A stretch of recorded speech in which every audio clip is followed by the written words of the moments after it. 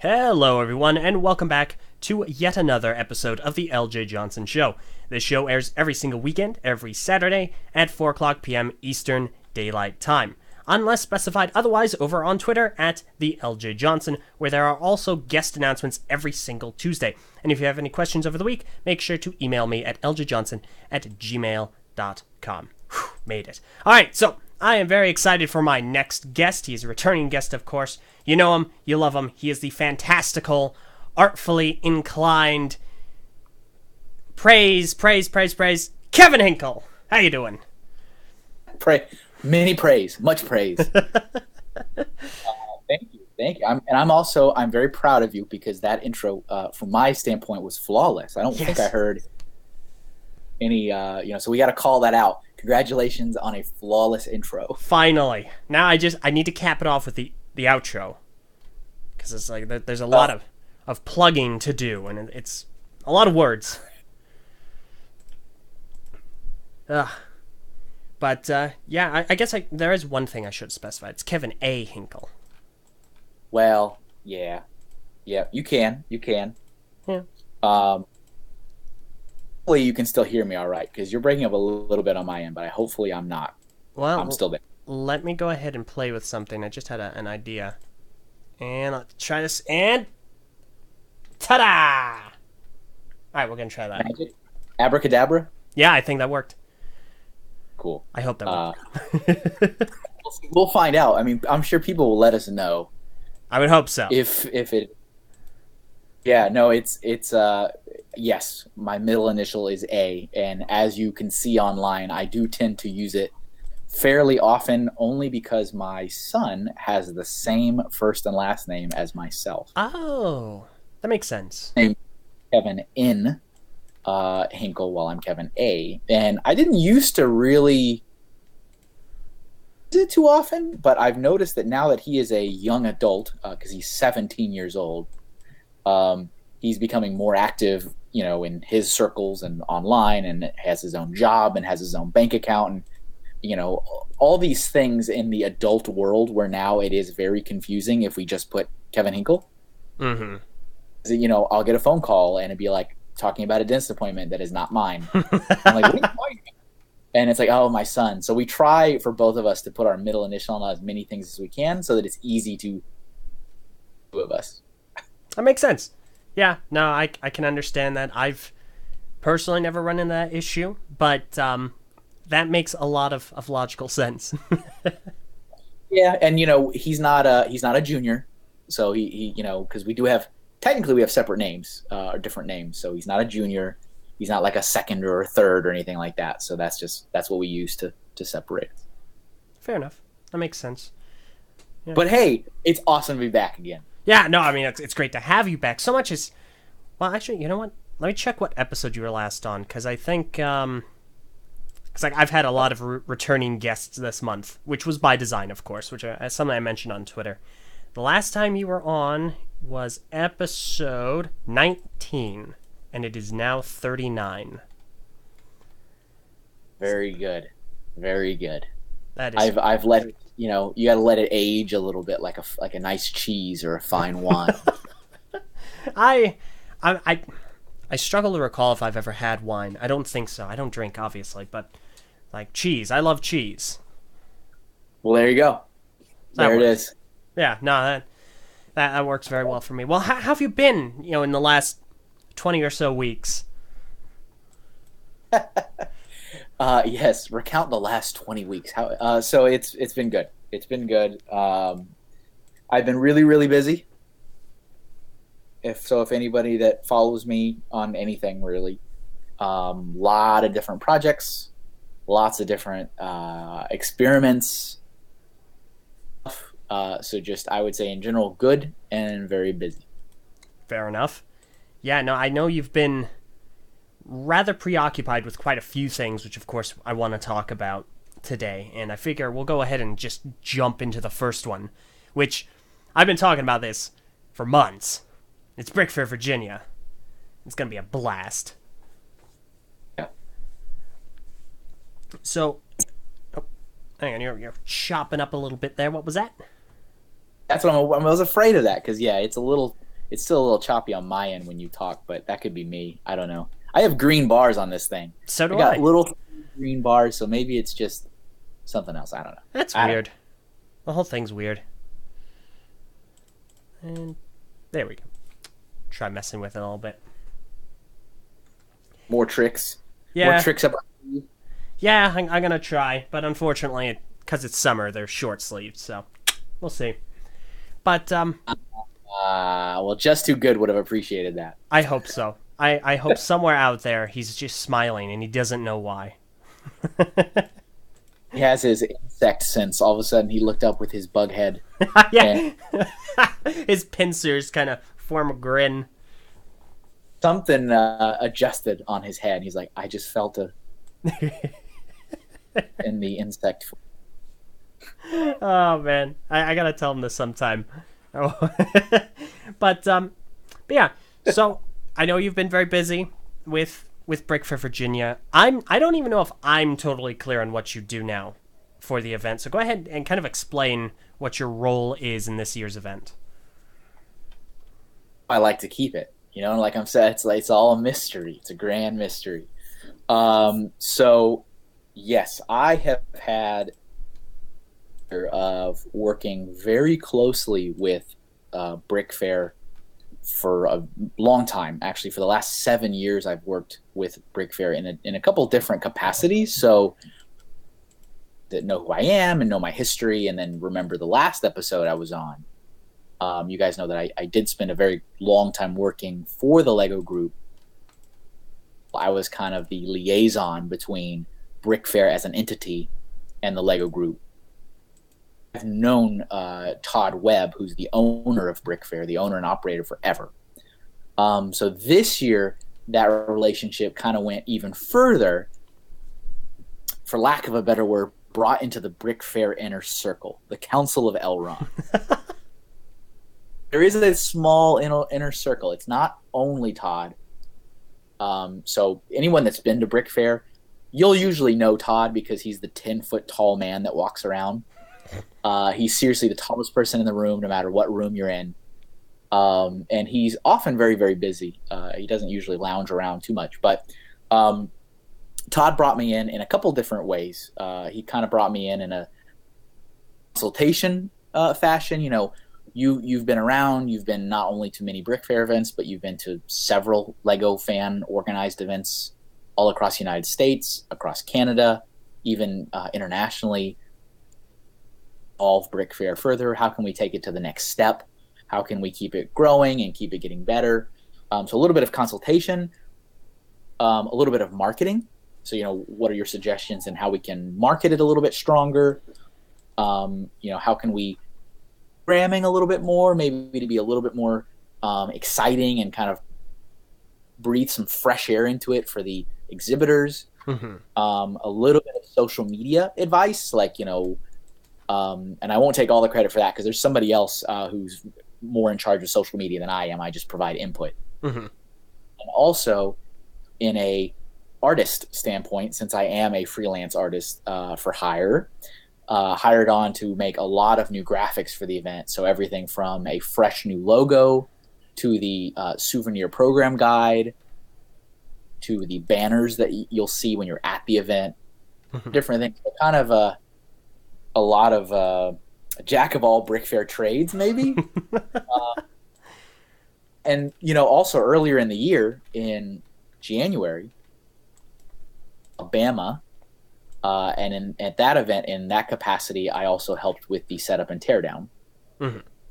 Pulling up the sleeves and helping unload the truck and putting up the pipe and drape and setting up the tables and laying out all the tablecloths, like the real kind of meat and potatoes of how these events are run.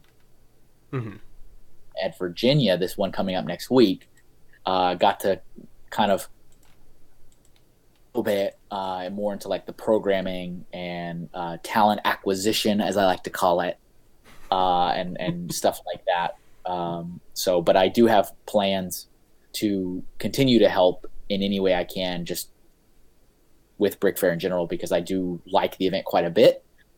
I think that it is got a very special place in the heart of many AFLs in the U.S., and I would love to see Brickfair grow, expand, and go in a different direction that it has been in the last year, which, for those of you that are more familiar with the Brickfair family of events, Brickfair started with 1 to 2 locations, then 3 locations, then 4, and unfortunately they've had to cut 2 of those locations just in the last year. Mm-hmm. Just due to poor sales from the public. So we're hoping to change that. We're hoping to really turn things around and let's see Brickfair grow again. Yep. That all makes a lot of sense. And made it even more confusing as to what I do. No, I think that kind of cleared it up a little bit. You kind of have your hand in a lot of different pies, and that makes There you go. makes a lot of sense now. Because like my kind of thought process was, so I know that he has something to do with the schedule. Does he just do the schedule entirely? And I just want to keep you guessing. That's the thing. But I will say that as we've gotten closer and closer to this event in Virginia next week, it's become a little bit more apparent. Not that it was ever a secret, apparent that I'm actively involved in, the marketing of it and the kind of setup and logistics or whatever you want to call it. And so as more people within the community have found that out, I have definitely been asked many more questions than I have the whole rest of the year. So people are like, hey, why does the brickfair.com site say this or do this? I'm like, you would have never asked me this if you didn't know I was involved. yeah. And so those have had a little bit of an uptick over the last couple of weeks, which is okay because I can also help funnel those to where they need to go, whether that's to Todd or whether that's to Matthew, who really runs a lot of the social media stuff for Brickfair. Mm-hmm. Maybe somebody else that we need to talk to, but I can usually help get it where it needs to go. But apparently more people are realizing that I'm in the inner circle, so they're reaching out. Yeah. Yeah, no, that's understandable because like we had a conversation like after an episode of Brickfeed that you were on, the TTV podcast about Lego, and you were talking about being involved and whatnot, and you were talking about all the opportunities at the convention where you can host seminars, games, public speaking, yada yada, but a lot of people don't often do that. And I'm sitting here going, are you kidding me? That sounds awesome. That sounds fantastic. And that's how you helped set up, in a sense, the Bionicle Trivia Challenge, which I'm just so excited to be doing that. That's going to be awesome. But I also know you're responsible for some fascinating guests this year. If you could go ahead and elaborate on some of the really cool guests that are going to be at the event this year. And it's really interesting. So, one of my, if you want to say, into the landscape that is a Lego fan organized convention, which is what Brickfair is. Mm-hmm. Is with it, where can it go? What direction can it evolve? And one of the things that I had kind of had in my mind, and not to say it's the right answer or the wrong answer, but I think it should be explored. What lessons can be learned from the Comic-Con culture of events? Like, of course, there's the big San Diego Comic-Con in California, and there's the New York one, but there's of Comic-Cons all across the United States, all across everywhere. And they kind of have a formula, I would say. Have artists that are there. They have, quote unquote, special guests that, they might be able to help get them to the event in some way. Or maybe there's, something else to the arrangement with those people to kind of really bring them to this event that might be appealing to get more people through the door. And I said, I think we should try that. I think a Lego fan event like Brickfair, explore that event. So kind of my starting point, I said, well, we should get some special guests. We should try to get some special guests. And so these were some of the conversations we were having internally with the like I said, the Council of Brickfair. It's like Gimli. So I'm sitting there, a little dwarf with my axe, So who do we get? Who's our special guest that we get? So, able to secure 5 for this year for Virginia for next week.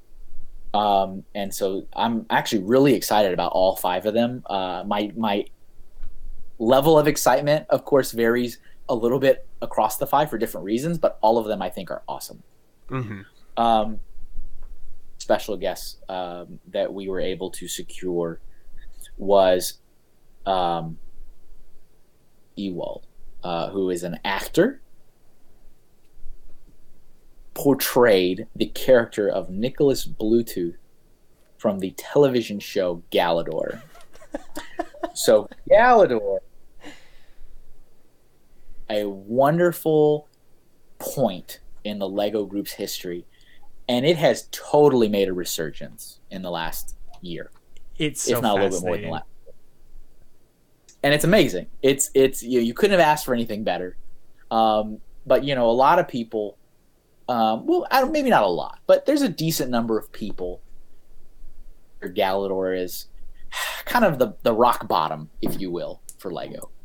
That is kind of when the company was really at its just wit's end crisis in terms of mismanagement, in terms of a lot of different things. And their products were really drifting vastly away from the core of the brick. And so they launched this product line. Not to get too far into that whole subject, but there was a television show. So there was a whole media campaign to kind of, tie into the sets and the products. So Ninjago wasn't the first. That wasn't the first thing that ever, oh, look, LEGO has a multimedia approach. That they definitely weren't the first. There was a show called Galador Defenders of the Outer Dimension, and that was on Fox. And Matthew, who's, he was a child actor at the time, he played Nicholas Bluetooth. And his likeness is also portrayed on the packaging of the characters, most of the characters, not all of them. And it's him. So it's a toy in his likeness. So he was secured for Brickfair. He will be there, and he's looking forward to it. This is his first LEGO fan event, period. Oh goodness! Oh no! Never. So he's in for a treat. But I think we've had a relationship for a while. It's never been, we've never met in person, but we've communicated through. We've communicated through Instagram. We've communicated through email. And, he's aware that there's a difference of opinion of Galador. I think he had a really, really awesome response to the episode on the Netflix series about the Lego. Oh yeah, the toys that made us. Galador was brought up in that episode as kind of this this terrible point. And he had a post on his Instagram account that I think was really where he said, "Yep, hey, have I seen it? No, I haven't seen it. Do I know that people don't like Galador? Yes, I know people don't like Galador." And I won't steal the words from him. I think it's worth a quick read because it's a nice little paragraph, but it really goes in to kind of show his character. And he's like, "Hey, people that don't like it, but there's people that do like it, and for the people that do like it, I'm happy to engage and talk to them and do what I can." And so, we'll see. But this will be his first event ever. Going to be there all day Friday and all day Saturday. And so that's another thing, is that all of our special guests have slightly different schedules depending on when they're available. And we've tried to be open about that in using the information so people can kind of pinpoint when they're there and prioritize their schedule. So Matthew will be there all day Friday and Saturday. Perfect. That one private day and kind of the one public day. Be hosting a presentation. I'll be assisting him with such a presentation. And we're going to just kind of dive into, again, taking a page out of the whole Comic-Con book. Kind of a moderated panel, if you will, about, recount some of your memories. Was it fun? Was it bad? What are those cool behind the scenes? We'll have a sample of almost every Galador product that's still sealed in the box that I'll be bringing with me. So we almost have them all. There's a few really rare items that I do not have, so I won't be able to bring those with me. But people will be able to. see the sets and listen to talk, and of course answer questions. And then also he has been very open, more than willing to sign any autographs. If people have desires to have an item autographed, he'd be happy to do it. And if anyone would like a photo, he's also happy to do it. And if anyone's been to, such as I was at Connecticut in Connecticut a couple weeks ago, and I mean, usually you just get used to like every autograph's $20, every photograph's another $20, and it's super cool that he's willing to just do that for free for all the fans at the event. That's wonderful. No charge whatsoever, so you can have whatever you want autographed. If anyone listening does happen to have a Galador product, my personal recommendation is bring the instructions. Have him autograph the instructions. His face is right on it. Oh, that's smart. So, a lot of people kind of default to autographing a box because you think like a set designer, so have a set designer box. But you know what I'm saying? Like they're bulky and you gotta travel with them. So I often suggest if people want like a Lego set autographed or something like that to take the instruction booklet. Mm-hmm. Compromise, and people tend to keep instruction booklets more, I think, than they keep boxes. Oh yeah, I chuck both, but that's just me. You are a strange bird. Yeah, it's because you can find them all online. Like some boxes I'll keep, and especially with Bionicle, like I'll keep a canister or two, but instruction booklets gone. So when we're in the apocalypse, when we're in the world after everything goes down, and we're in our desert bunker, and I'm sitting here and I pull out my instructions to occupy my time, you're gonna be sitting there going, "Man, you remember when the internet was a thing, and I could find instructions for all my sets?" Okay, in my defense, first of all, I would hope I have something better to keep my time with than instruction booklets. Nope. In between when you're like hunting squirrels for food. Like this is when you got downtime and you're just at home. You're like, well, I've already hunted my food for the day, so now it's time to see. But at that point, like hypothetically, if I'm at home, like I have all of my Bionicle sets, like all of them, wouldn't I just want to work on, like this would be cool to do, just figure out how to build every single Bionicle set without instructions, just destroy, rebuild. That's fair. That's fair. Not to derail us off of our projected course, but quick story that I think is funny. Once upon a time, when I was working at the Lego store in Denver, Colorado, this little kid, I want to say maybe he was, came up and he purchased a Exoforce set from me. Ooh. Cashier, I'm pretty sure he had a bag of change, and he bought this Exoforce robot, and he tore it open right then and there at the register as soon as I gave him the receipt and the sale was done. And he pulled out in it, and I can't remember which set it was, but he pulled out the minifigure and he quickly assembled it and then slid it to me across the register. He goes, "Could you toss that for me?" It was like I was in shock, and I said, "What?" And he goes, "Yeah, I don't keep minifigures. I throw them away as soon as I get the set." And then he turned around and booked it out of the store. What? And I'm like, happened? What? So when you said that you just straight up chucked those instructions, I was reminded of a young child throwing away his minifigure. Okay, two things. First, what in the world? At least I use the instructions. Like, it's only after the set is done being built. It's like, all right, the instructions have served their purpose. If anything happens to the set, because I don't really mock, I just build and keep them.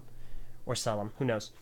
It's like, all right, the instructions have no more value to me. I've used them for what they've been needed for. I can get them online at any point. They're gone. And two, okay, I gotta know. Describe the set to me. Best as you can remember. See, I'm probably gonna be wrong, but I think it was the red one with the claw hand. Oh, the Grand Titan. I feel like that one was the one that was sold the most often. I feel like that was like I remember seeing it be sold. I could be wrong, but I think that was the one. That was the kid with the the minifig had the green hair, right? That looks Yeah. like lettuce. Yeah, that's him. That's exactly right. Okay, yeah. That was what I envisioned in my head. Because it's like the de facto Exoforce, good guy robot. So that's fair. Was what, the stealth hunter? Is that right? The white one? Yeah, Like nope. Yeah, no, the white one was the Stealth Hunter, and Grand Titan was the red one. Yeah.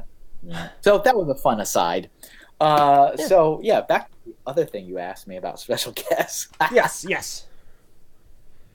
Special episode of the Eljay Johnsen Show that will be 6 hours long.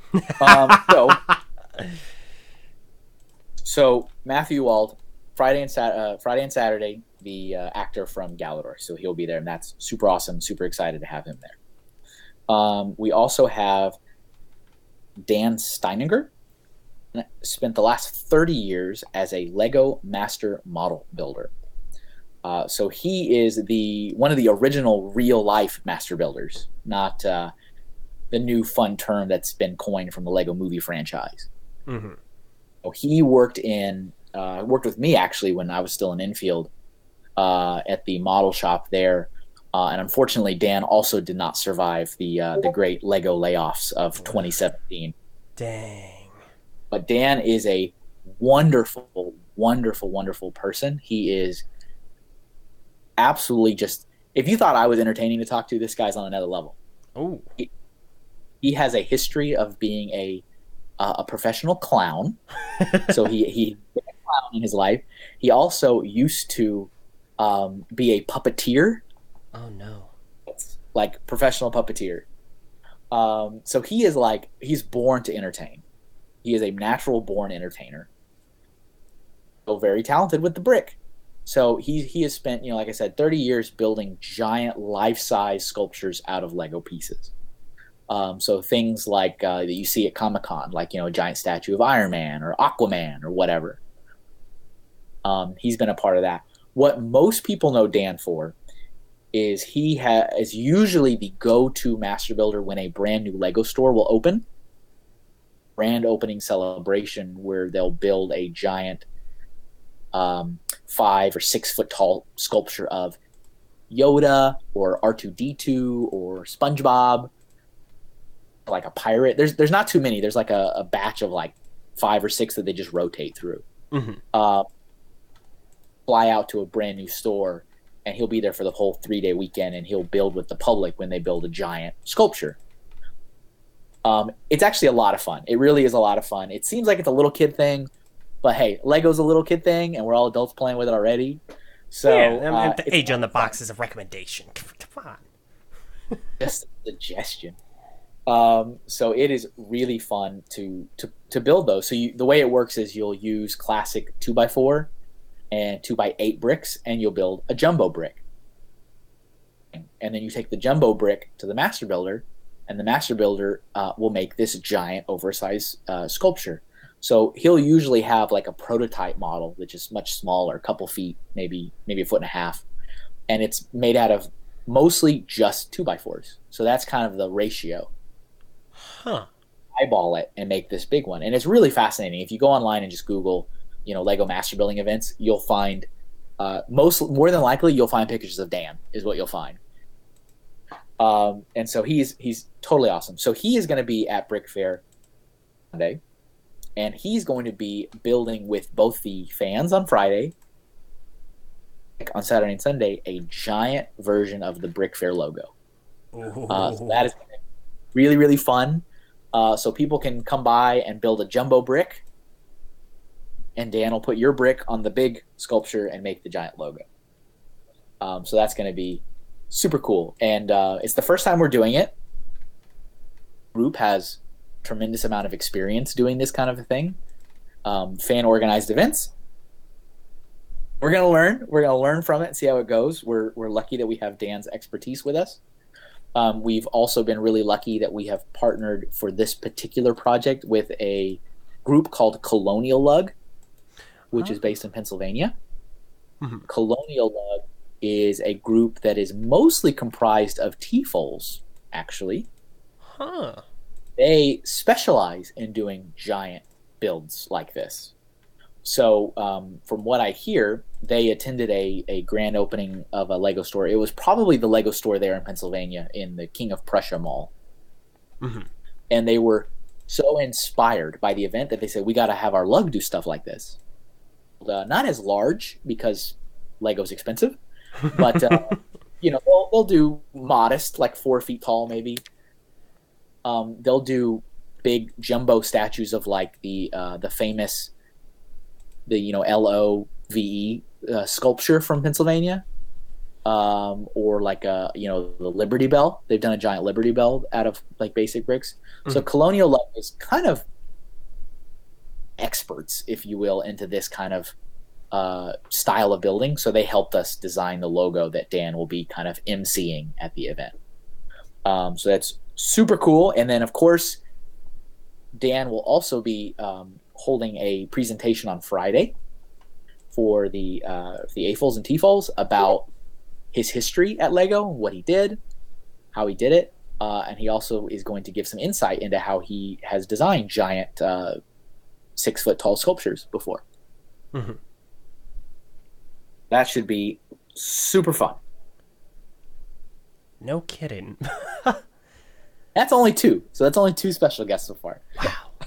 Man, I mean, like personally speaking, I'm super stoked for Matthew Wald. Not only because I got the chance to see the show, of course. I was shown the show, and it was different. I've since seen it twice in bits and pieces. But I got some things I need to talk to him about, but that's an aside.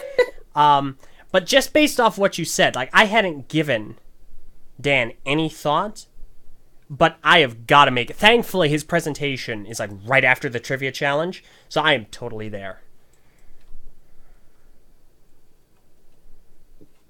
Nice. There we go. Dan is he's really fun to talk to. He's been around. He's been around a long time. Dan had a really funny picture that he used to hang in his little office space. He used to work in the model shop with a bunch of other master builders, and he had this photograph on the wall that he had blown up to like 11 by 17, mm-hmm. and it was Kel Christiansen, so the third generation owner of the Lego Group. Mm-hmm. Some message on a whiteboard at Dan's desk. So picture this: you're at Dan's desk, and you're looking at a picture on the wall of Kel at Dan's desk, and he's writing something on the wall. And you look next to the photograph, and there's Kel's writing on the wall that it says, "Dan, please clean up your desk." And you're like, "What is?" You have to ask, "What is this?" And Dan used to always tell this hilarious story about how he would keep his desk a mess, and it was. Kel came by, and it's the owner of the company, and he goes, "Wow, what master builder sits here? This desk is really messy." And Dan was giving him a tour, I believe, at the time. Oh no! That's actually my desk. Oh. So Kel said, "Well, you need to clean up your desk." So he grabbed like a dry erase marker, because there was a dry erase board behind a bunch of things that Dan had taped onto the wall, and he wrote on there, "Dan, please clean up your desk." And instead of doing it, of Kel writing it, and printed it out and posted it on the board so people could be proven that writing was Kel's handwriting. Oh my goodness! And then he just left it there, and it kept getting bad. And it was just still as messy as it was before. That's amazing. That not only is that just a great story, that's a great response. Like to just quickly snap that picture and have that there. I love how that was executed. That's incredible. Absolutely. And he, like I said, he's got a background of being an entertainer. So mm-hmm. He is so good with the public. Like little kids, they adore him, because he'll sit there, and it is not out of character for Dan to be talking to a little kid about building Lego, and then he pulls out Lego bricks out of his pocket and starts juggling them. Oh my god! Like he is a professional entertainer, and he's also an expert builder. I mean, he is an original Lego master builder. That's amazing. So, he's really happy to have him there, and we're happy that he can, find a way to keep using those talents that he's had for the last 30 years. Although he may not be with Lego anymore, us and a bunch of Lego fans, and he can still kind of apply those talents. So Yeah. No, that's amazing. That's fantastic that he's still able to do that and still be a part of things, because that sounds like it's just going to be a blast. Even if you don't interact, just to watch, based off what you said, that sounds incredible. For sure.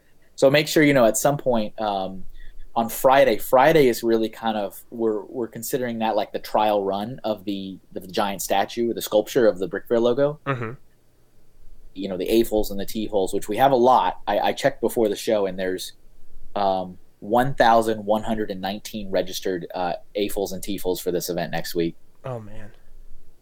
There's plenty of people. So on Friday, that's when we're going to ask the fans to help us build this giant sculpture. So we see if there's any bugs that we need to work out for when the public comes in on Saturday and Sunday, because we actually will have a second set of pieces, so we can have two models. So the public will be able to see a built model by the fans when they walk up, and they can make a second copy. That's great. Pretty. Man. Yep. So that's special guest number 2. You got me a little bit worried now. You mentioned that number. Like, I've been following the amount of registrants. What is it? Attendees, whatever. And watching the number go up and up and up. Like, I've been getting ready for the Bionicle Trivia Challenge, working alongside Andrew Bulltop from Black Six from BZP. And, yeah, I've only got 50 pages for the game. I'm hoping that's enough. I'm hoping there are not more than 50 Bionicle fans that will be at that one thing at any given time. And, I have to say that is another thing that is super unique to Brickfair Virginia, specifically the Virginia event. Mm-hmm. I've just not seen replicated anywhere else.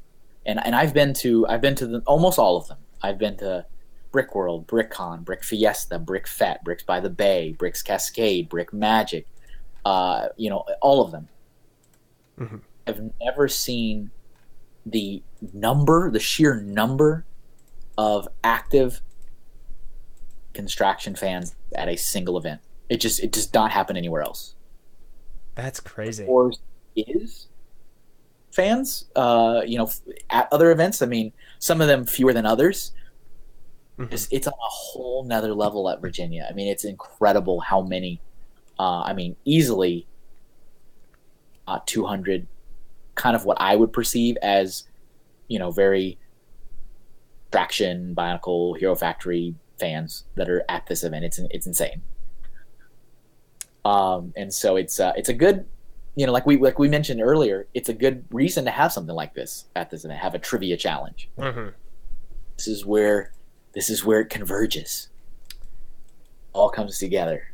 See, you didn't ease my concern literally at all when you said that, because again, I only have 50 copies of these papers for the game. I hope there's a UPS or something nearby. My goodness. I'm sure we can fix it. Oh, thank goodness. I need to gauge it. I need to be there. Maybe I'll go next week. Who knows? But there it is. But yeah, so that's pretty exciting. Mm-hmm. So I can move along to the next one if you want. Sure. Sure. So our next special guest is an awesome guy by the name of David Pagano. David comes from the community, and he is based in New York, and he is a professional animator.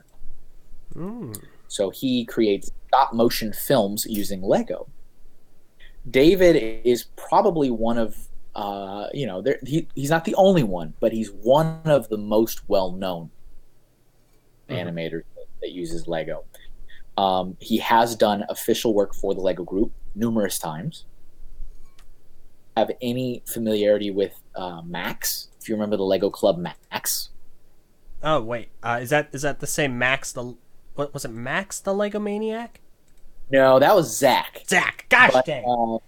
Yeah, no, it's okay though. Props for remembering the Lego Maniac. When the Lego Club kind of tried a new thing a couple of years ago, probably tons of years ago at this point, but they had a new mascot and his name was Max. Okay, that's right. I remember Max now. Yeah, and he kind of had weird eyes. I was about to say he had a creepy face. He had hashtag weird eyes. That's the one we're gonna go with. this episode. So Max, there was a whole series with Max that was all done in stop motion. There would be, a new Lego Club magazine. There would be a new small short on Lego.com where you could follow Max, and Max would be chasing the villains in Space Police, helping the farmer in City. And David animated all of those. So the entire Adventures of Max series, David animated all of them. Wow. Also actually animated some of the Space Police commercials that were on television. Oh. So if you remember, the Space Police, which they had like they would have like these stop motion commercials on TV where there was a bunch of like lit up screens and stuff like that, and like Squid Man would be running and they'd catch him and all that kind of stuff. David animated those. That's and crazy. So it's super cool.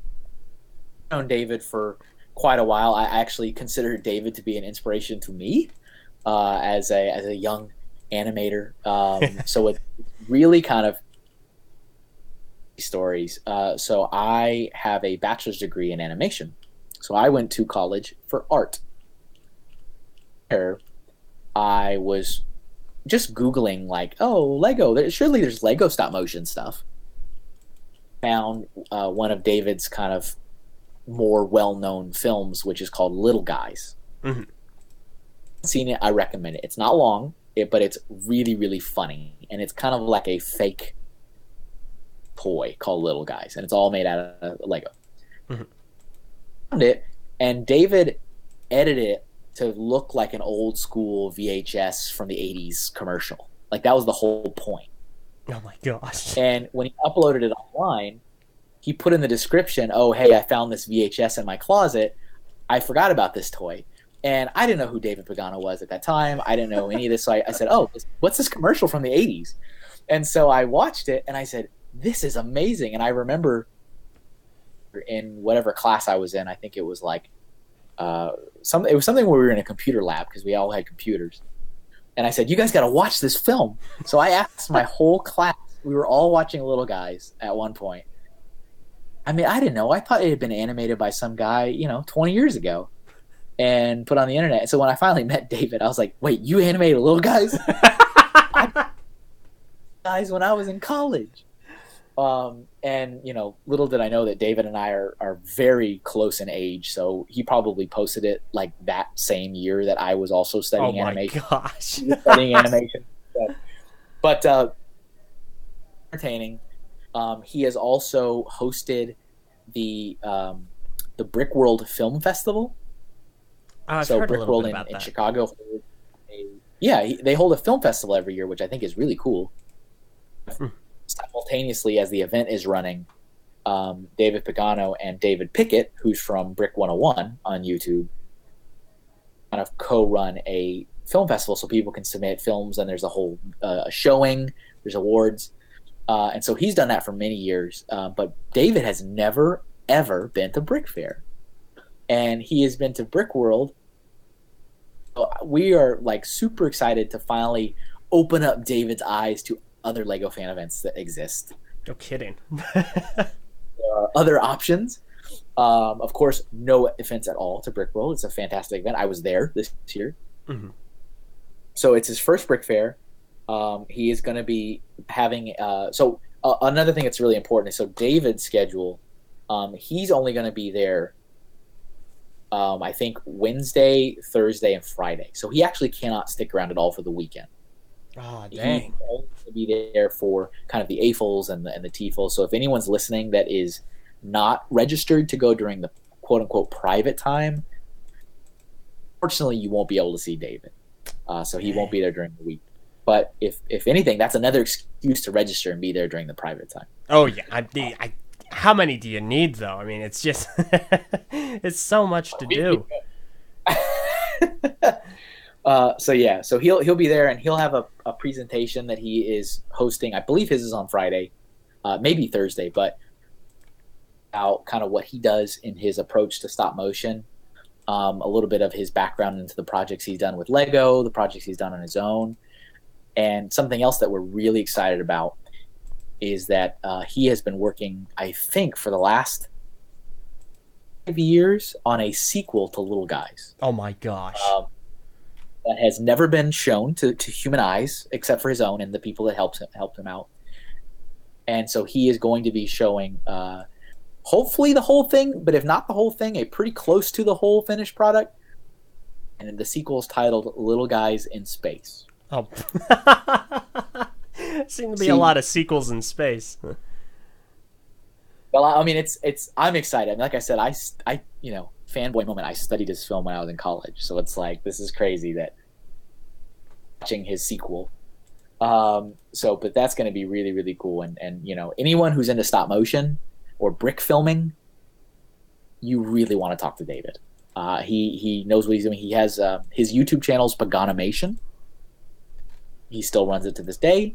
And he just launched a new series called How About We Animate That, where he will take things like Lego or other things like just toys in general, like various action figures, and he'll show you how he animates them. Super interesting. I vaguely kind of knew who you were talking about. Like, I saw the Brickfair announcement and the picture of him. But the second you said Paganimation, it's like a light switch just went off in my head, because I see the avatar in my Twitter feed all the time. And I just never realized, it's like, who's Paganimation? Their avatar looks like someone who'd be really popular on YouTube. Who's that? And the second you said it, it's like, oh my gosh, it's him!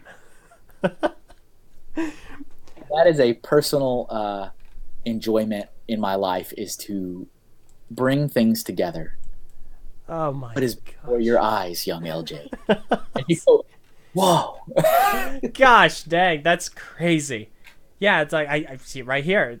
He even tweeted out on July 16th, his channel turned 10 years old. Oh, gosh. Crazy? It's crazy. It's amazing. Another crazy David Pagano fact is, as I mentioned before, he, for several years, has co-hosted the Brick World Film Festival with David Pickett. So they're both animators. Same middle initial, M. So David M, and then they both have the same last initial because it's Pickett and Pagano. Oh my gosh. So they're both animators. They're both running the film festival. They both co-authored a book called the Lego Animation Book, which is still available. They have the same name. It's like super crazy. That's amazing. Oh, jeez. Gosh. Yeah. So it used to, when they would do a workshop, they may still do it, but they used to do like an actual workshop at Brickworld where they would walk anyone who was interested through the process of stop motion, like with their own pieces and their own equipment. Mm-hmm. Start off like, hello, I'm David P. And be like, and I'm David P. And it's like, oh. But it's just such a crazy coincidence. No kidding. And see, now I gotta go watch Little Guys. Like, I don't think that I've seen that, but now I have to. Have to watch Little Guys. You must watch. That's crazy. Like I said, it's not too long. I think it's like 8 minutes or 6 minutes or something like that. But it's super entertaining. It sounds like it. Like it just, based on your description, it sounds really fun to just watch. I'm looking forward to seeing him again. It's been a while since I've seen David, but we're excited. He'll be here for his very first Brick Fair, and actually,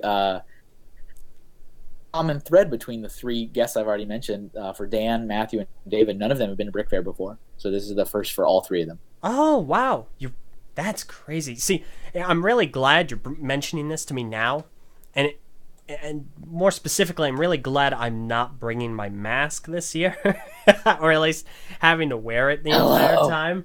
It's just be like, Brick Fair. Hey, welcome to Brick Fair. I'm really glad you could have made it. And they're just smile and shake his hand.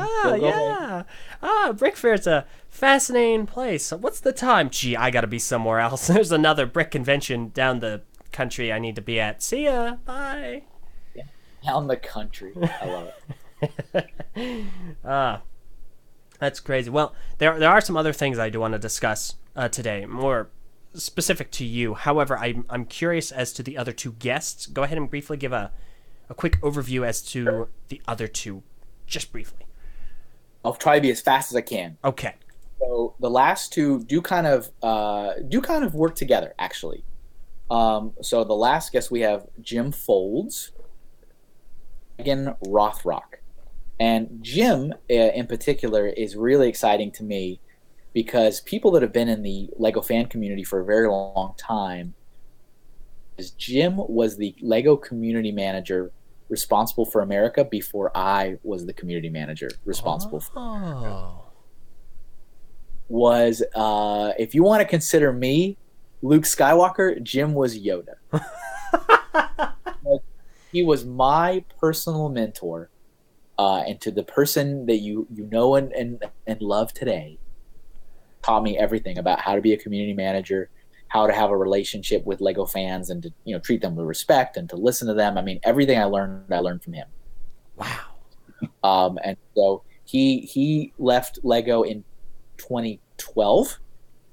He is from the community. He is a founding member of Delvalug in Delaware, Wamalug, Pinlug a little bit, and he's moved around a little bit, but he has actually not single Lego fan thing since 2012, since he left Lego. Wow. So this is his first time to come back to the community since then. That's crazy. It's been almost a decade. Yeah, it's pretty exciting though. It's like, hey, so there's this thing we have now. It's called. Yeah, I think it's going to be really, really exciting having him come back, and Megan is his kind of partner because they have joined together to create a new thing, and they're unveiling this thing at Brickfair. Nobody knows what the thing is. Okay. The thing is called Constructive Venture. And they're going to give us information about it. They're going to have a booth at the event for the public. So they will be there Friday, Saturday, Sunday, both of them. And Megan also, not to just throw this aside, Megan also used to be a product designer for Lego as well. Really? So once upon a time, she lived in Billund in Denmark, and she was a Lego product designer. I can't remember. I know she has told me worked on. So we'll have to ask her what were those products that she did. But since leaving Lego, she's also a published author. So she has written the Lego Adventure Book series. There's, I think, 3 books that have already been published in that series, where she kind of on what to do with Lego bricks. And Megan is also from the community. So Jim and Megan are partners on this new we're going to share with everybody for the first time ever. But then also both of them in their respective areas have a pretty amazing history just with the community, with either being a product designer for Lego or actually being a community manager for Lego. So super cool people, really happy to have them. And like I said, they'll be there Friday, Saturday, and Sunday. Wow. Gosh dang. Like I knew about Matt. I knew about Dan, but the other 3, that just... Gosh, there's just so much to learn and glean from being at this Brickfair specifically. Then all 5 of those guests sound spectacular. Hey, they're special. Oh, man, this is gonna be a good year. Jeez. All right. Well, in that case, I figure we'll go ahead and move on, if you'd be okay with that, to a few things that you've been working on since you've last been here. We can do anything you want to do. Awesome. In that case, let's talk about AFOL shirts. Now, this is something that I've seen. I already talked to you about it. I don't have shirt space. I've got so many. So I haven't subscribed yet. I know my good friend Justin, Tenebrae Invictus, for anyone who may know him by that name, he has a couple of shirts. And go ahead and kind of explain what this is, what it's about, and I've got some pictures of you modeling the shirts right now, so go into detail. It's really an opportunity to be a model. That's all it is. I am definitely not a professional model at all. So yeah, so AFL shirts. So it is something that my partner on this, Chris Byrne, online by the username Clutch. He also has a Bricklink store called Bricks on the Dollar. So sometimes he goes by Bricks on the Dollar as well. He also has a brick and mortar store that buys and sells Lego called the Warminster Brick Shop in Warminster, Pennsylvania. Chris is obviously well connected in the Lego community. He reached out to me in May, I think it was May, and wanted to know if I would be interested in partnering with him to launch a shirt subscription service. And because I'm an artist and because I like to eat, I said yes. So we decided that we would launch this service in which I would be the artist and Chris would be everything else, which I like, works out well for me. And so every month, either a different Lego-centric design. Obviously, we're very careful to not infringe on any copyright. Mm-hmm. There's some kind of Lego-ish, Lego-centric thing, and then we sell it as a shirt. And so it's a subscription service, so you pay monthly, and the shirt you get is, for the most part, a surprise. So we'll put like a cropped image of what it is, and we'll give you like some themes. So the very first one we did was actually a kind of a fusion between the classic yellow castle, original Lego castle, and MC Escher, kind of the endless staircase. So we kind of fused those two concepts together, and that was our launch shirt. That was in June. The image and said, "This is what you'll get if you subscribe before the end of the month." And then when we got into June, that's when everybody got that shirt. So that was mailed to everybody. Mm-hmm. And obviously, if you're familiar with the subscription service, pay the money, it charges your card or whatever every month, and you get a new shirt every month. And you can quit at any time. If you want to unsubscribe, you can unsubscribe. And if you want to resubscribe, you can do that too. But that at the current moment is the only way to get the shirts. So some people have kind of, as the service has run its course, people are like, "Oh wow, first shirt that you gave a couple months ago, can I get it?" And it's like, nope, time has passed. So we did a castle shirt for our launch. We did a monorail shirt this month, and we have teased out our shirt for next month, which is based on Aqua Sharks. Old, classic, iconic Lego theme. We do have lots of plans. I've got lots and lots of designs to keep going for some time. There is, and in the mix. What? Hold on. There is you cut out at the pivotal moment, which I must say is really great for the surprise. But I got to know. Awesome. That was not intentional. I was saying there is a Bionicle design in my sketches. No. Kevin, no. Don't do this to me. No. You know what I'm going to get you for Christmas? I'm going to get you a closet. I have one. It's just full of Lego. And a couple of hanging shirts. Like, all my Hawaiian shirts. I'll get you like a pod closet that they just drop it off in. No. Great. Like I said, here's the thing, is we always tease out the design before, you have to register before the end of the month to get the next month's shirt. Oh, that's true. And we will tease it so you'll know if you're really interested in it. And like I said, it's a subscription. You can always stop if you want to stop. That's fair. And be one of those that signs up to get the one shirt and then you quit. That's fine. Won't hurt my feelings. But yeah, so we've only done 2 shirts so far that have actually been shipped out. And then the other one has been teased and will be shipped out. You can find the information for it on Chris's website, which is bricksonthedollar.com. Show you kind of how you can subscribe. And Chris actually has a couple other services that he operates. So he has like a poster subscription service as well. Mm-hmm. You'll get different artists. Maybe they're Lego fans, maybe they're not. But artists to take a Lego set and then turn it into a poster and a different style. So I actually made a poster for him in December of last year that I did it based on one of the Western Lego sets. So we have a little bit of experience working together. Service, if you're really into Lego art, and if you want to look at that, he also has a sticker service. So he makes like different stickers that are based on Lego, like I said, Lego-ish, Lego-centric kind of things. And also, he sells Lego pieces and Lego sets and stuff. So he's well connected into the community. So yeah, that's a thing. Anybody that any of the shirts, I'd love to know what you think. Even if you hate it, let me know, because I was mentioning earlier that so far it's been kind of quiet.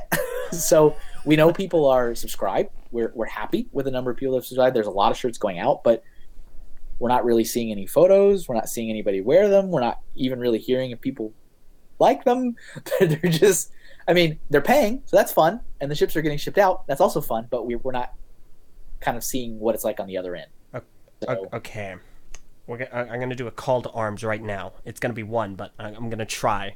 So Justin has mentioned in the live chat, he said he's wearing the monorail shirt right now. So, hey, Envy, good buddy, oh pal, before the end of the episode, could you tweet a picture of you wearing it out, please? Thank you.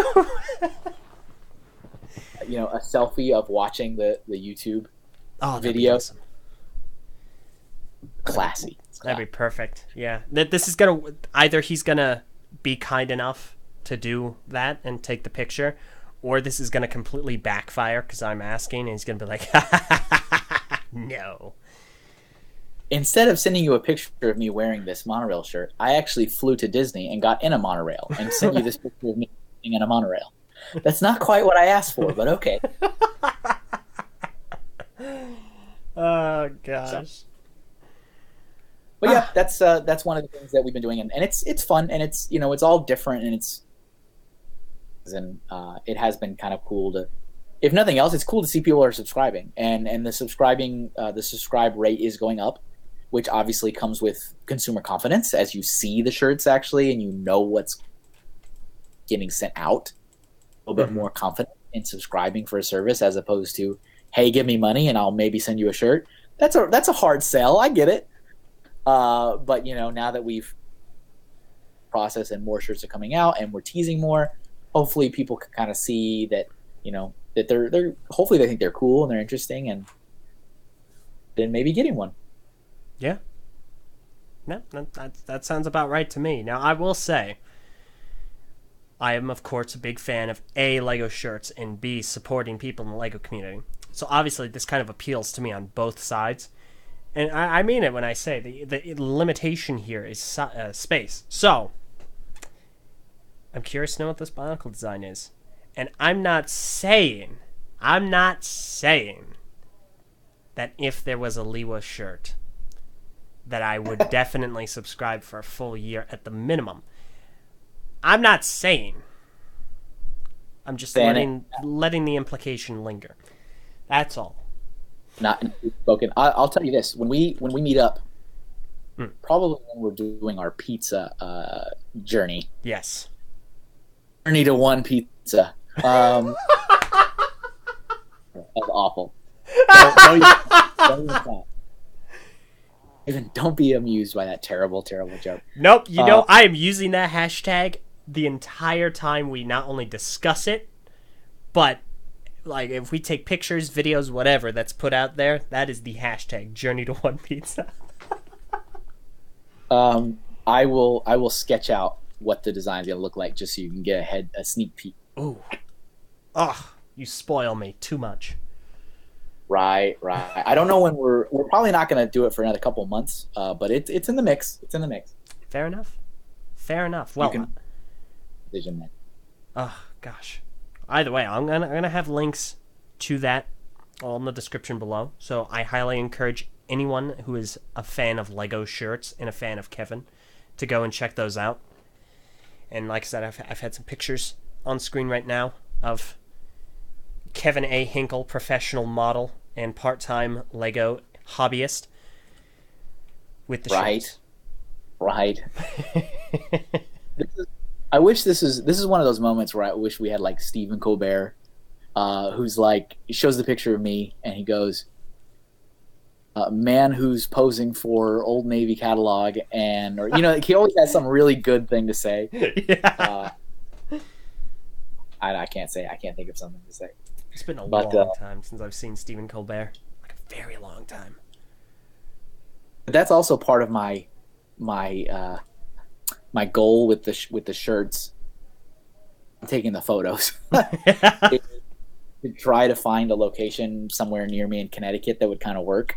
Mm-hmm. So obviously, when I put the castle shirt on, museum in downtown Hartford called the Wadsworth, which is made to look like a castle. And I said, well, I guess I'm taking a picture in front of the castle.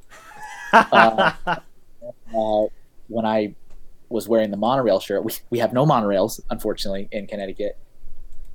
It's really but cool architecture in New Canaan, Connecticut, which is like a community center, like a library, museum kind of thing. Mm-hmm. Kind of looks like a Mario Kart racetrack. Like a weird noodly kind of, like, it's all like, it looks like a Mario Kart racetrack. It's like this weird thing, and it's all like on a hill. I can like, see that, yeah. At it, like when you're up on the top hill looking down, I'm like, that kind of looks like a futuristic-y kind of like monorail thing. With it, that was as close as I could get. Fair enough. I think that works, and I have to apologize. I wasn't just laughing at your comparison, but you said the word noodle, and that's a really funny word. So just had to put noodle is a funny word. It is. I think some of the other folks from TTV have described me very well when they say I'm verbally ticklish. Like, my favorite word is pickle because it's such a funny word. I'm sorry. This is off topic. You know what's funnier than a noodle? What? A pool noodle. I think I threatened someone today, obviously not meaning it, my friend Keeney. I said, listen, buddy, knock it off or I'm going to hit you with a barbed-wired pool noodle. It didn't really inspire him to change any of his mannerisms at the time, so I don't think it was effective. I always, a smile comes to my face when I hear the word pool noodle. It's just fun. It's a funny series of words. All right, I digress. But yeah, I think the pictures have worked out very well. You know, I think yeah, and of course the shirts look awesome. I'm very excited to see the next design.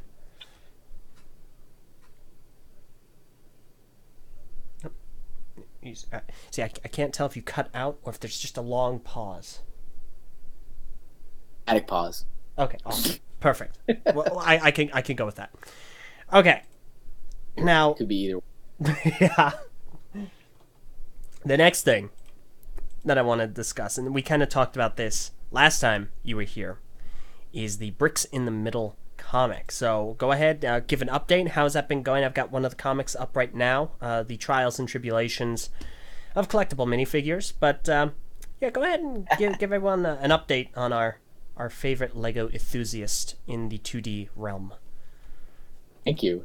Yeah, it still goes really well. I'm actually really, really happy and excited at how well it's received. Continues to go. We're 10 comics in, so we have completed 10. Is not currently posted anywhere online because it's actually printed inside Brick Journal magazine. Oh. The one and this is the current issue that just got shipped out like 3 days ago, I believe. Mm-hmm. But once it gets kind of out to the masses, we will post it. But so we're 10 comics in.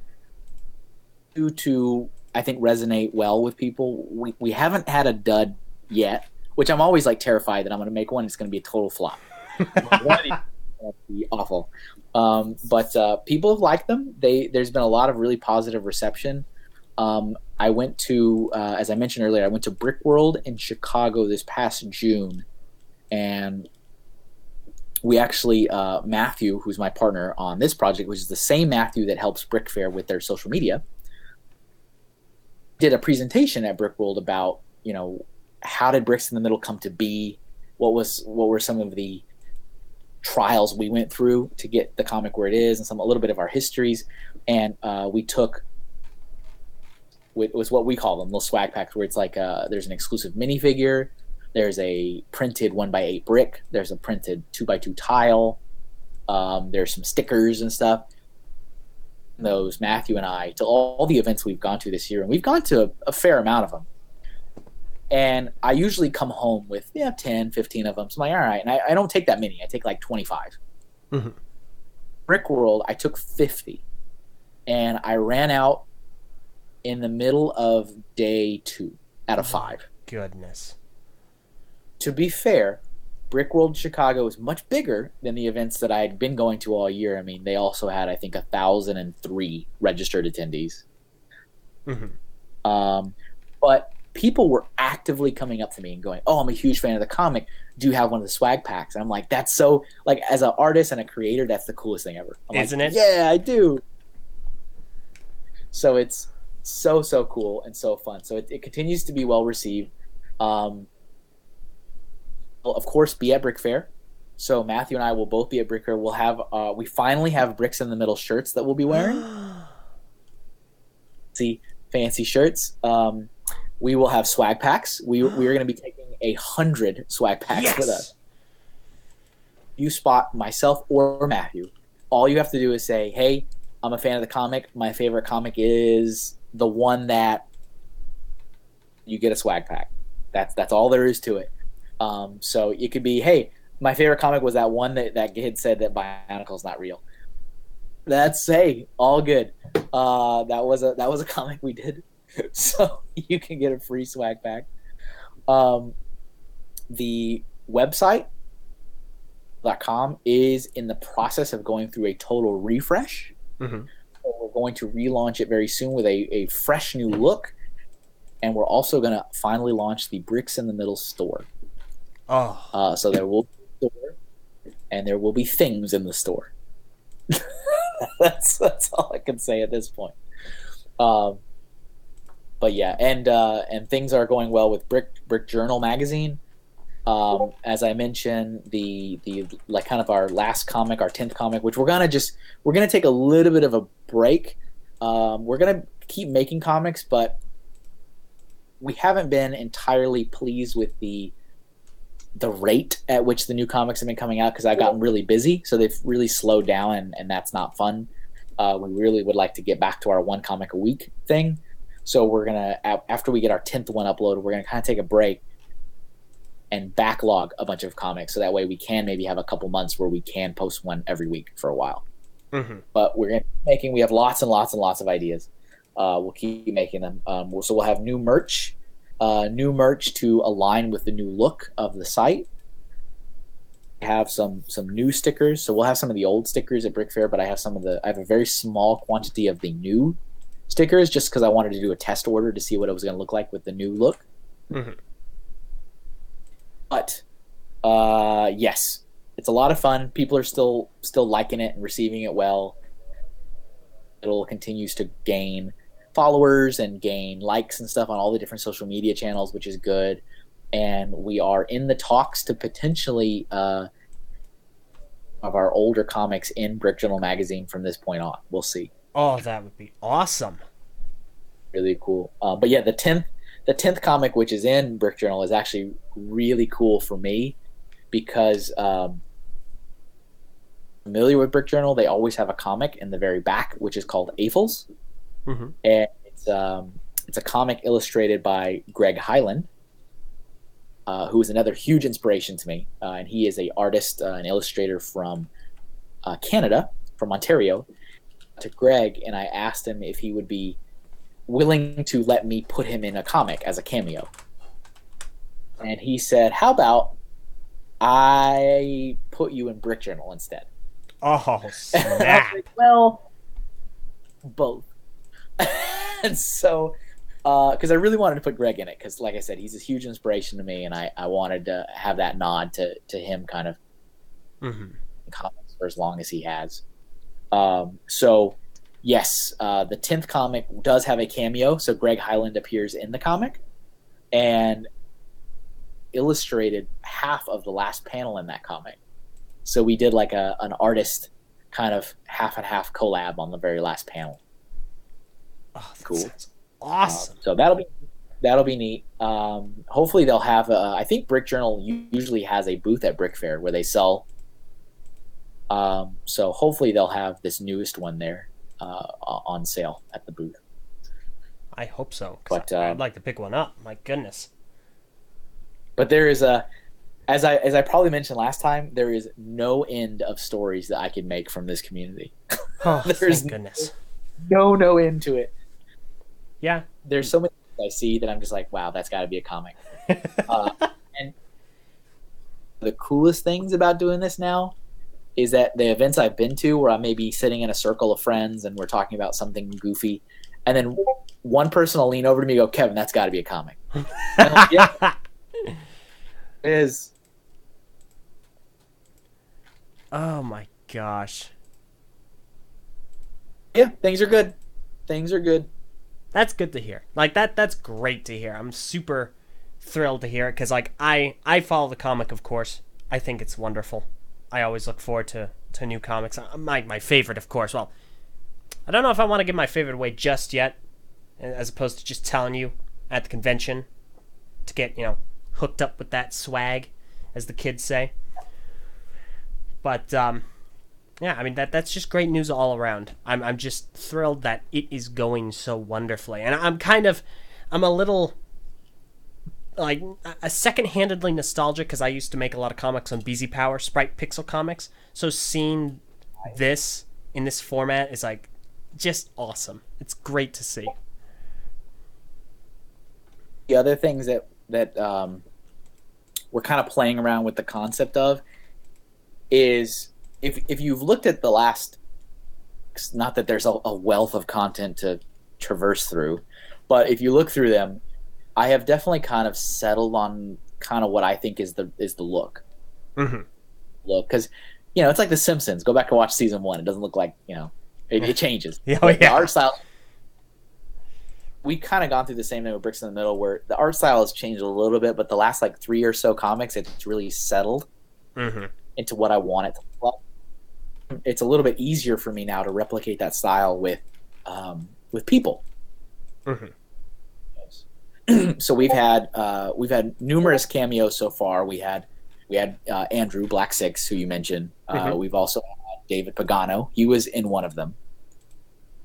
And we've had Greg Hyland, Matthew K, my partner. He was in the first one, so he was in that one. So we've been playing around with the option of to kind of help us fund the comic and also kind of get yourself to be a cameo in it. Of course, we're also looking at other ways that's not a monetary ways. Like, if you suggest a comic, because we do have a button where you can suggest a comic on the website. Mm-hmm. Yeah, and you can send it to us. And if we make that into a comic, you do get some goodies. And we're thinking, well, maybe another thing we do is we put you in that comic if we make yours. Mm-hmm. Cameo. But we have sketch cards that you'll see a lot of artists have at like Comic-Cons, where they'll have their own kind of printed up 8.5 by 11 or 11 by 17 sheets of paper that already has like their details printed on it, and they'll just do commissions the whole time they're there. Mm-hmm. And have a stack of Bricks in the Middle cards ready to go that I can draw people in the same visual style as a Bricks in the Middle character on it. Oh, man. Now that I've only done it twice now. Actually, I have one ready to go for Matthew Ewald. So he'll have one. I'm looking forward to giving him that. I also did one for Kim Thompson a long time ago. So Kim's at Lego he was a community manager back when that was still a title at Lego, and so that was a long time ago when I did his. But so we're playing around that concept. It would be nice to, things, help keep everyone paying the bills and feed the kids. Although Matthew has no children, but I do. So that's why we're looking at launching a store for merchandise and stuff. And so we're also looking at, is there maybe kind of a donate or a Patreon or some kind of option where, maybe certain people who help donate to keep the comic going, maybe they get a cameo in the comics, and then I can draw one in hard copy and mail it to them too. Mm-hmm. We're looking at a couple different things, but the good news is people like it and they're interested, so we can try these things as opposed to, can we make something that people don't hate because everyone hates this? So it's more fun to have. Oh, man. And let's see, this is another one of those moments where I don't know if the sentence is finished or if Here, it just... I'm still here. Okay, gosh, darn. Okay, I have a hunch I know what's happening, but it's a hunch, and I don't want to inquire yet, so I will afterwards. I have a guess.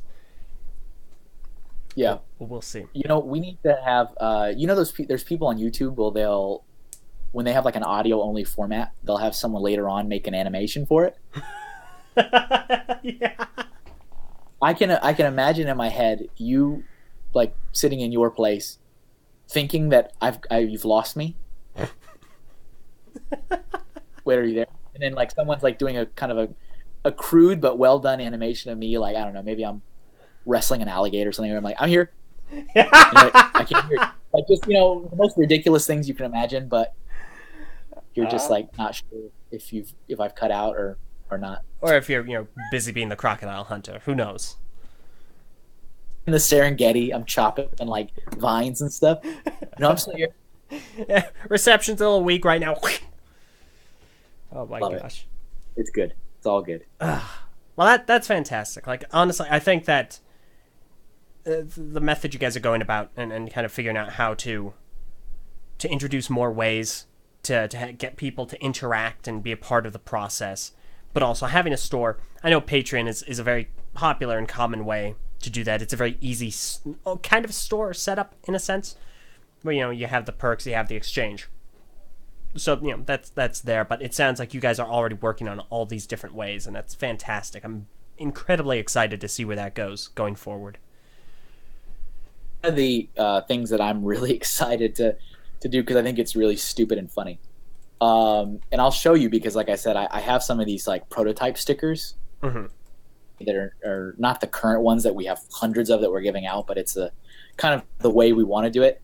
I want to turn all of the bricks in the middle stuff as like a joke about itself. For example, I want the bricks in the middle business card, a single panel about getting business cards at a Lego fan event. Like everything, I want it to be a joke about itself.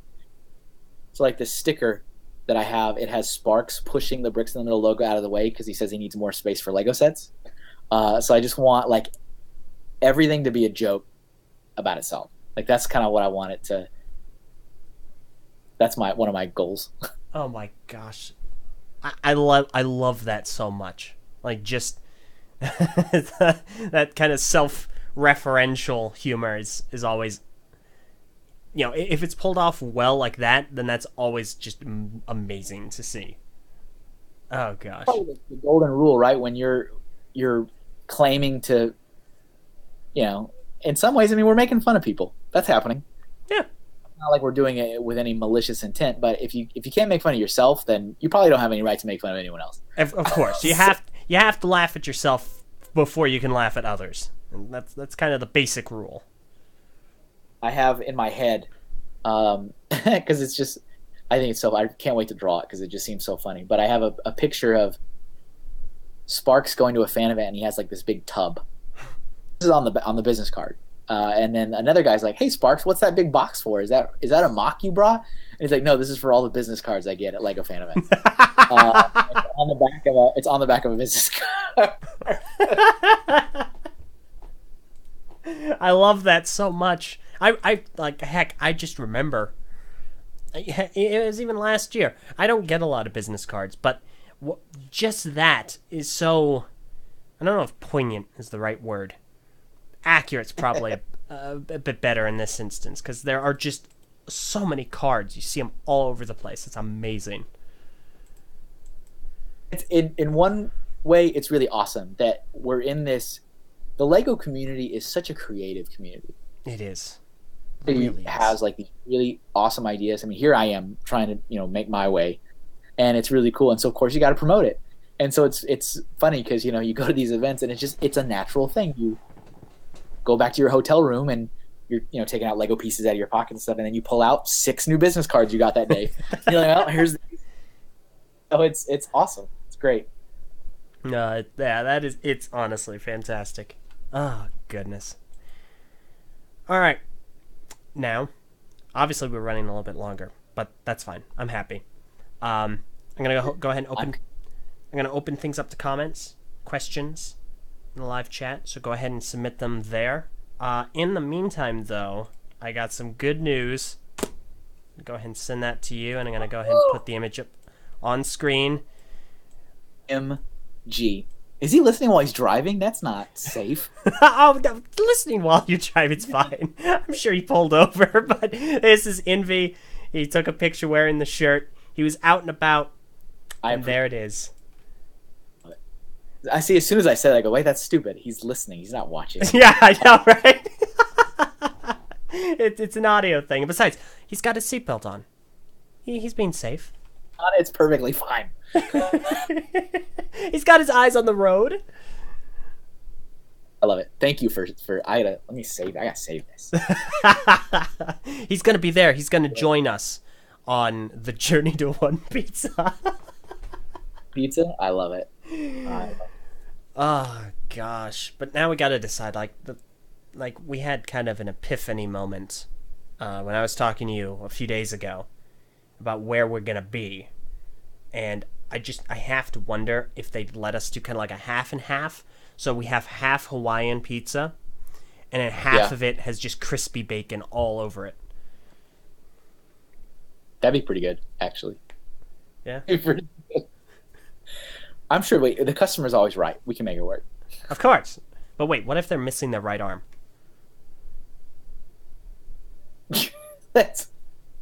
And they're not always right. Sometimes the customer's always right unless they're left. Yeah. In that case, that's all they have left. Okay. Question time. I appreciate the comments in there, Justin. You're being safe. I appreciate it. He's doing his best.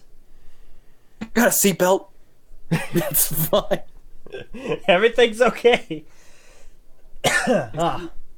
My head always goes to all kinds of different stories.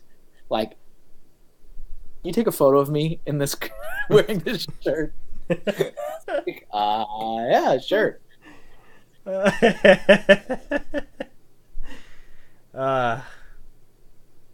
This year's gonna be crazy. All right. Got anything? Yeah. So we got a couple of things. I think. Please send more in. I don't know if this. I'm gonna try you on this one. Okay. So Lego Brony asks, do you wish when Bionicle G1 was around that Lego made instructions for the Borak spider carriers? Tell me, Kevin. What are your thoughts?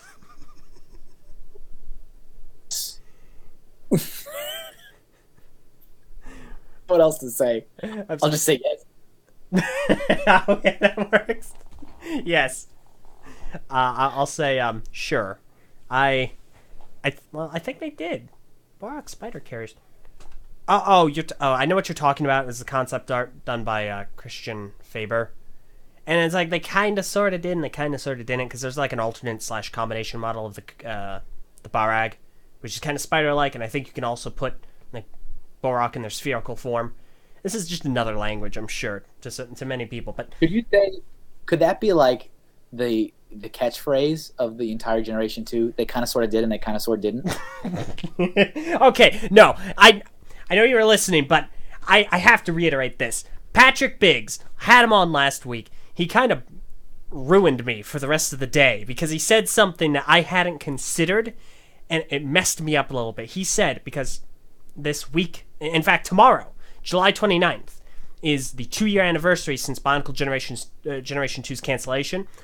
And gosh darn it, Patrick, he said G2 has been gone as long as it was around, and that hurt.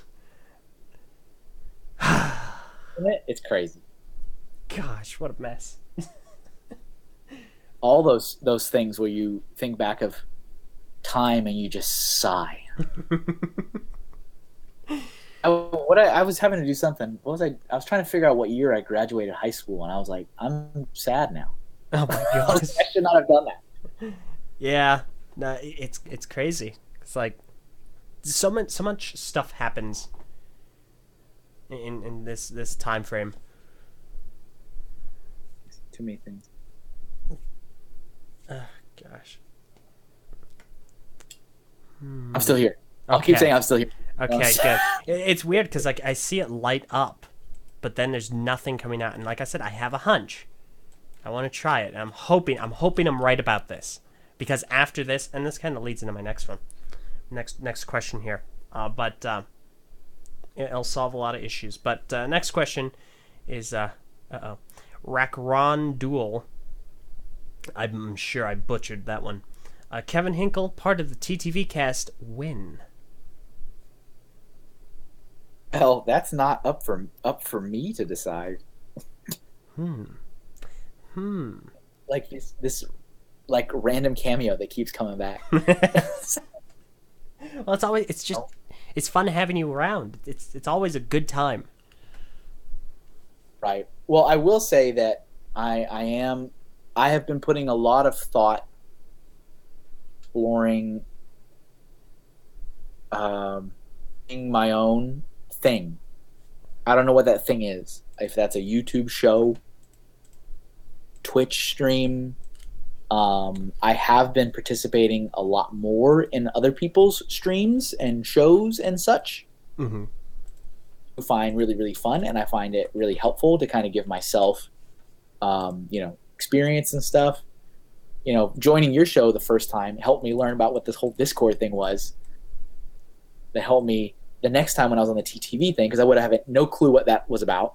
Mm-hmm. This I see as experience and stuff. So, but I would like to launch something. I'm thinking thing is in the works. I don't know what that is yet, but for now, I am having a lot of fun popping into all kinds of other people's stuff. I mean, I've a couple times on his show on YouTube.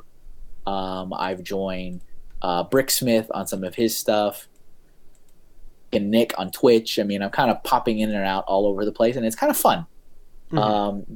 As for being like a permanent, I guess you could say, cast member, I probably would reserve such a thing for whatever thing I'm going to do on my own. Because I have had a couple people that have asked if I'd have any interest in running a program of some kind for their channel. And I'm like, well, totally against the idea, but I think I'd rather wait until I decide what I want to do with my own YouTube presence. Mm-hmm. I mean, that makes sense. That's understandable. Appreciate that people. I think that's the second time that's been said. I think I remember someone saying that when I was on the show last time, or when I was just chatting with you guys and in the Patreon chat. I think maybe someone said that. Maybe it was the same person, but yeah, I'm not sure. Take it as a compliment. Oh, definitely. And you're definitely one of the last people I would think would join and then somehow end up being fired. So that would be like, in my thought process is like, you know what? He'd just be there and it'd be great. Sitting on the stool and everything will be on fire around me. This is fine. Oh. You know what's the only one that's more funny than that one is the same one where it's all snow. I don't know if you. It's the dog. It's the same dog, and he's sitting on the stool, buried in like feet of snow of his house, and the calendar says April. Because like I laugh so hard because that's like Connecticut. Like it'll snow all the way up to like May.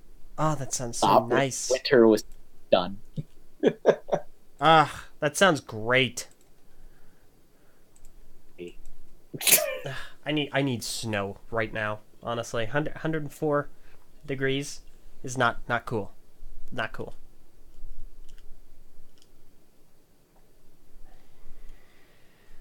Hot. Yeah. Ugh. All right.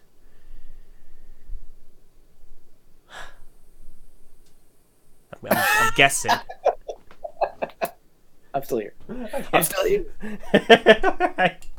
All right. So we'll go ahead and we'll end it with this question from Bricks on Bricks, and I'm kind of curious. I know you play a lot of Nintendo, but I'm curious about this one. So CCBS, Lego has announced that they're going to be doing Overwatch sets, and Bricks on Bricks is asking CCBS, so Construction, Overwatch thoughts and ideas, and that kind of leads me to this one. Do you play any PC games? Do you play? Have you seen Overwatch at all? No. Well, I know what it is, but I haven't played it. I don't play PC games. Okay. I have a very long time ago. I think the only PC games I've ever played in my life was the first Half-Life, which I did find fascinating. I also found it really, really hard. I remember I think I had to cheat to keep playing. Like I did some code or something where I was invincible or something. I don't know. But that game, I played another game I think called Outcast. Transported to a different dimension, and he was known as the Ulukai. It was like, so I don't know, something that name sticks in my head. And I don't think I played any other game. I mean, I played so few. Oh, of course I played all the games us kids in middle school played, like Roller Coaster Tycoon. Oh, Rail, all those good things. But nothing that anybody would relate to these days. Dang. I mean, I was more of a Zoo Tycoon person, personally. But, you stay in your Tycoon, I'll stay over in mine. We're good. Your Tycoon can be on that side, and my Tycoon can stay on this side. Yeah. We'll build a wall between the two Tycoons. It's like, all right, is he building more? I can't see. I know what it is. I just have never played it, and I know a lot of people like it, so that's cool. Yeah. And I'm down for anything that keeps alive. Whatever it is whatever it is. Yeah. Yeah, I can agree. I think I'm tentatively interested in the possibility of CCBS Overwatch playing. Obviously I play the game, and I think that some would be really good for it, like Risa, Reinhardt, of course, would be fantastic. Even probably some others like Tracer. But we're probably getting system. It's probably going to be pretty standard system sets for Overwatch, and that's fine. I'm more than happy with that. Hopefully something, comes out in the construction field, because it would be sad if it just totally fizzled away. Yeah, and it really would be, especially given how many advancements it has had, especially with CCBS. It's just such a versatile system, and it's unfortunate that it isn't getting the recognition and the usage I think it deserves. Agreed. Yeah. But, well. Okay. Well, I think now is a good time to go ahead and wrap things up. Unless there's anything else you'd like to bring up, mention, drop right now, Kevin? I'll say one last thing about Brickfair. Go for it. Just because I did some research before so I wanted to. I researched these facts, so I have to share them. Yeah. Okay. Just for the record, if anyone is at all not familiar with what this whole Brickfair thing is, brickfair.com. It is next week in Chantilly, Virginia. It's the big flagship event. As I mentioned before, there are currently 1,119 people registered, and those people have registered 2,206 mocks. The venue itself is 130,000 square feet, which I believe is the largest venue for a LEGO fan event in the entire continent. My goodness. For countries represented, we have people coming from Belgium, Germany, Hong Kong, South Korea, the Netherlands, New Zealand, Norway, Sweden, Switzerland, Denmark, and the United States. So 14 countries.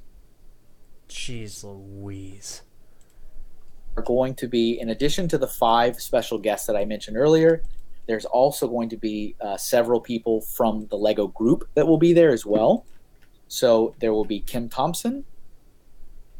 He's serving as a LAN engagement manager right now. I don't know what that means, so you'll have to ask him. A designer, I believe it's pronounced Yenko, I think, spelled Janko. That is a current product designer that will be there in official capacity talking about that person has designed and giving a presentation about. Hinkle, who was the community manager right after I stopped being community manager.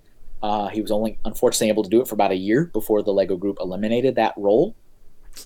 Dang. As a retail manager, because he'll be managing the Lego store on site, the pop-up store inside Brickfair.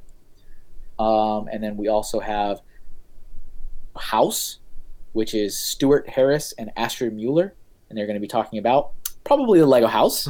I would hazard to guess. Probably wager that. And of course, last but certainly not least, there are 3 very special friends of the construction community that are designers for a profession, but are there for fun to with their fellow Lego fans enjoy themselves. Which is who did the Voltron set, Nick Voss, who did the Ninjago City. I mean, of course, many other things, but I'm trying to think of the big things that people would know them. Oh, yeah. Corvin, which you had all 3 of them on one of your shows recently. Mm-hmm. Yeah, it was, I want to say last month, and for anyone who is a fan of construction, all 3 of them came together to make the Journey to One Makuta model that you're all familiar with, and that I just absolutely tore my fingernails out making the instructions for. So, sounds like awful. So they'll be there as well, and of course, like I said, they're not there in work capacity, but they're awesome guys, and they're more than happy to talk about stuff. And I'm sure if you want something signed, they will sign it. Well, that's all the stuff. Like I said, I wanted to make sure I shared those interesting facts. And then last but not least, there is a discount code right now if you wanted to buy public tickets with a 25% off discount for Sunday. It is Sunday, all in capital letters, SUNDAY, the numbers 25, OFF off. So to get 25% off your Sunday ticket, just type in Sunday 25% off in the code if you wanted to buy a public ticket on Sunday. And I can put that in the message if you want to share it later, LJ. Sure, that'd be fantastic. Also a giveaway if you want to win 4 free public tickets to Brickfair and a $200 gift card to the Brickfair Bling Desk. That's Brickfair merchandise. You can just share the most recent Brickfair Facebook post, and you get entered in the contest. So all kinds of good stuff. That sounds like a great deal to me all around.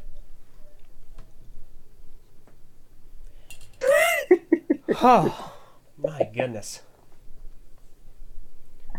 But that's it. I just wanted to share those last little cool facts, and then the discount code and the giveaway.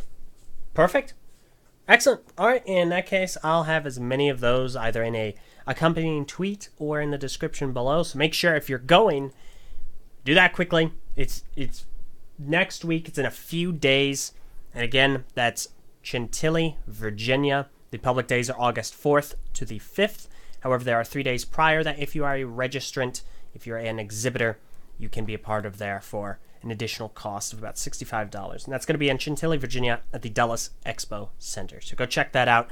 I'm obviously going to be there. Kevin's going to be there. Say hi. If you're a Bionicle fan, one of the public days, I've got comics to give out. It's going to be just a massively fun time. It's going to be awesome. People will walk away exhausted, which is good. Ugh. Fantastic. Well, in that case, I think we'll go ahead and wrap things up for today. Kevin, where can people find you on social media? If you have an interest in following me, I'm on everything. So all the different platforms, same username, Mr. Kevin Hinkle, all one word, no dots or dashes or anything like that. Twitter, Facebook, Flickr, all of it. And if you want to follow the comic series we mentioned earlier, Bricks in the Middle, BITM Comics is the handle for also all the same social media stuff. So Bricks in the Middle does have a Facebook, a Twitter, Instagram, all that stuff. So either of those. Okay. Perfect. All right. I will have as many of those in the description as possible. So I highly, highly recommend checking those all out. Okay. Thanks again for having me back on. Of course. And you're welcome anytime we can schedule you. It's always a blast. I'll join us for our Journey to One Pizza next week. Oh my gosh, it's gonna be amazing. I hope that I'm really hoping that Patrick hasn't influenced you at all and you enjoy it and it's like, yes, perfect, another one to add to our ranks. Hey, I'm going in totally blind and we're gonna see. I will have no preconceptions no matter what anyone says. Doesn't mean I'm gonna love it, but I'm gonna go in with an open mind. Okay, perfect. That's all I can ask for. It's gonna be great. Somebody, either you or I or we will film this and share this with the world. Don't worry. Oh yes. If it isn't a video on Twitter, it's gonna be a video here. It's gonna be a video somewhere. It's gonna be amazing. All right. Well, once again, thank you so very much. And thank you to all who listened, be it live or the recorded version, which I will have up before I leave. So, once again, thank you all so very much. If you have any questions over the week, make sure to send them over to eljjohnson@gmail.com. And make sure to head on over to Twitter @TheLJJohnson to follow me for updates, be it to the show here or anything else that you might be interested in, including Bionicle tweets or just some fun, random happenings whenever. And of course, updates every single Tuesday, guest announcements. I haven't fumbled my words, but they're not exactly structured great right now, but I digress. They haven't been fumbled yet. So make sure to head on over there. Do keep in mind, even though I will be mentioning this on Tuesday, there's not going to be an episode next week. Obviously enough, since I will be in Virginia at Brickfair and doing a whole bunch of stuff there. It's just not going to work. I cannot bring my equipment all the way across the country. So, unfortunately, no episode next week, but I digress. Once again, head on over to Twitter @TheLJJohnson. Follow me. Make sure you get all the updates, including guest announcements, every single Tuesday. And email me at eljjohnson@gmail.com for any questions. All right, perfect. Formatting's done. Everything worked out. We're done. Farewell, everyone. Have a fantastic day. I'm still here.